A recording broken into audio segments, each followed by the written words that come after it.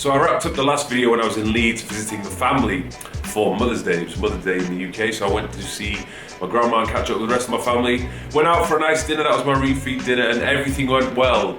Although there was a setback. Even though I stayed on the Saturday night at my family house where my dad had got loads and loads of junk food in, I managed to resist.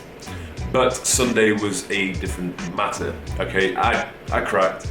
I cracked pretty hard as well. I must have had about 2 Kit Kats, 3 picnic bars, a bowl of cereal, a couple of cookies, and a slice of Nutella on toast. So, big error, but it was just one of those things. That's one of the reasons why I don't have shit in my house, because when I'm there at home with nothing to do, sat in front of the TV, and there's bad food in the house, I'm more than likely gonna eat it, so yeah.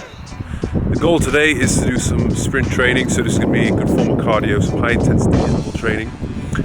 One of the things I like to do, especially in the summer, is to get outside and to do some form of activity. And when it comes to sprinting, it's one of the best ways you can burn calories. And not only that, it improves your conditioning. And it's one of the ways that you can, to some extent, actually build muscle up to a point. But anyway, what I'm going to do is, unfortunately, I can't do it on a hill. I like doing it on hills because it's more challenging, it's less impact on your knees, and it prevents you from reaching your top speed, which is when most people tend to injure themselves. But London's pretty goddamn flat, so I can't find any hills around here. So I'm going to do some form of intervals, maybe like 20 meters, shuttles back and forth, and then 40 meters, 60 meters, and so on. The training sessions were really good, actually. I mean, this is considering I'd had 3 weeks consistent training, no setbacks, no illnesses, no drinking alcohol, having a good night's sleep every single night, so I was feeling stronger than ever, regardless of the fact that I was on fewer calories than usual.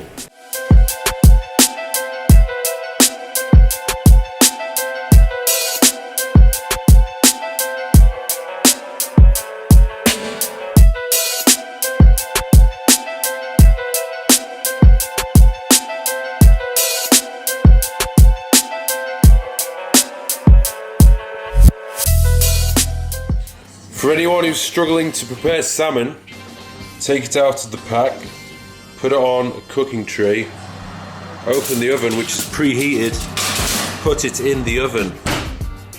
One thing that I don't understand, okay, no offense, but when people say to me, you know, I just can't cook, I don't know how to cook. How do you not know how to cook? It's like literally the easiest thing ever. I'm not a pro, I'm not a chef. But all you need to do, it depends what you're making, obviously, but look, if you want some sweet potatoes, chop them up into wedges, put them in the oven, wait until they're done to your liking, and you're done. So I'd take them out every now and then and just poke them a little bit. I actually took a nibble out of this one to see if it was done, and it was soft. Okay, if it's too hard, they're not cooked enough. And if they're black, they're burnt. The same thing goes for any kind of meat you're preparing. It might look a little daunting at first, maybe a little bit intimidating with so much breast in your face in one go, but just relax, take your time with it, prepare yourself, get a chopping board, a trusty knife, a bit aggressive that one, but a knife will do, a sharp one. Cut up the meat into small pieces, however small you want them to be. Just a little tip, the smaller the pieces, the quicker it's going to cook, the greater the total surface area, so the more seasonings and flavorings it's going to pick up. Heat up a pan on the stove and add a little bit of olive oil or coconut oil. Add the meat and let it cook. Then, the key, the absolute key to taste is to add the seasonings.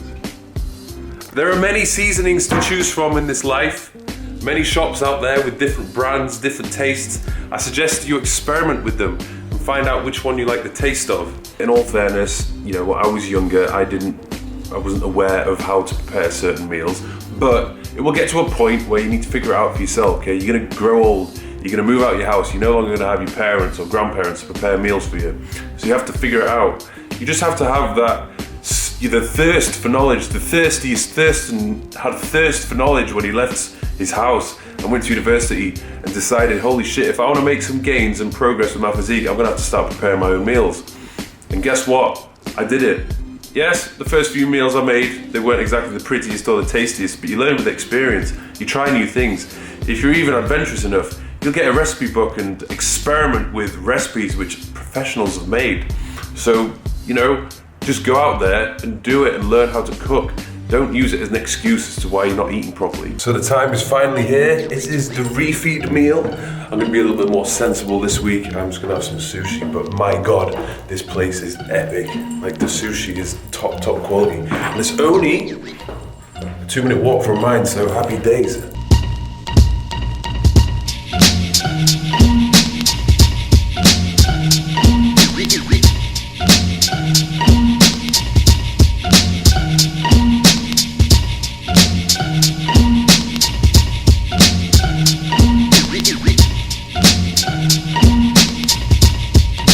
So if I look back at the 3 weeks, I'm pretty happy with the progress that was made. You could argue, yes, I probably could have lost a little bit more body fat had I dropped calories further or done more cardio, but I did really want to try and maintain as much muscle mass as possible. And I didn't want the whole process to be, extremely unpleasant. It's just not worth it half the time.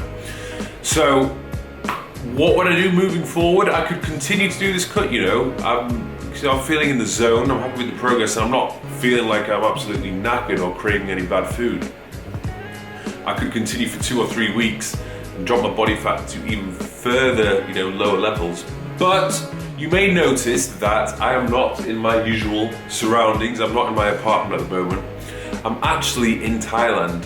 I'm at a resort in Kamala Beach, and I'm going to be island hopping for the next 3 weeks. So obviously when it comes to counting calories and tracking macros, that is going to be out of the question. That doesn't mean I can completely let loose and binge. I'm still going to be eating sensibly, and obviously I love to train, so I'm going to keep the training as consistent as possible. So that's going to be interesting to see the gyms out here and to just explore, step out of my comfort zone, do new things. It's going to be a very interesting trip. So this is the view from the balcony right now. Finishing the cut on a high. We will see what the morning has to offer.